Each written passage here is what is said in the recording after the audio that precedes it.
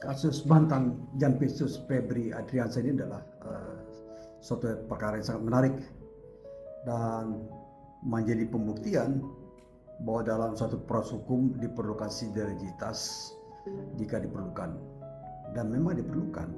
Kenapa? Karena Febri adalah pada saat terjadi peristiwa hukum itu adalah jaksa agung muda bidang tindak pidana khusus.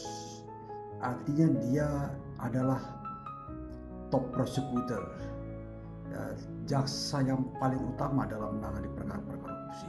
Kemudian muncul persoalan di sana, ya, dan kemudian itu berawal dari penyelidikan dugaan manipulasi patokan batubara PLN yang dinaikkan menjadi penyidikan oleh Korps Pemberantasan Tindak Pidana Korupsi Polri. Sejumlah aset yang diduga terkait dengan Febri digeledah dan disita. Dan tentu saja publik geger dalam masalah ini. Kenapa? Karena ini seorang penegak hukum yang paling top, paling di level atas, kemudian dipersoalkan.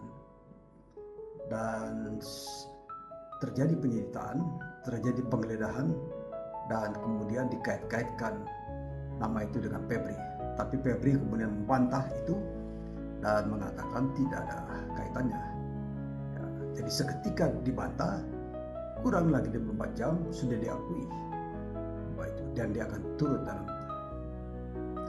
Dan selain perkara batubara, penyidikan berlanjut berkembang.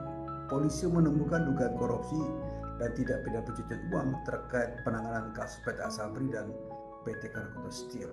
Jadi ini masih kaitan dengan proses hukum yang terkait dengan PT Asabri dan PT Krakatau Steel.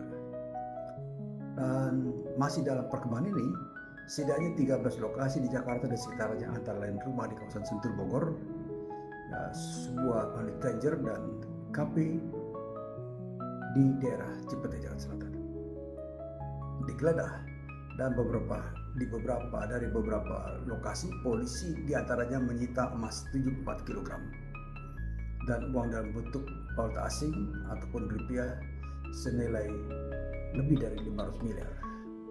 Kemudian diketahui bahwa rumah tempat ditemukan emas dan uang senilai 476 miliar di Sentul merupakan rumah milik Febri. Perkembangan kasus pun menjadi isu nasional yang menyedot perhatian publik sejak awal hingga pertengahan Juli 2026. Nah, ini problem besar. Dan kemudian perkembangan berikutnya,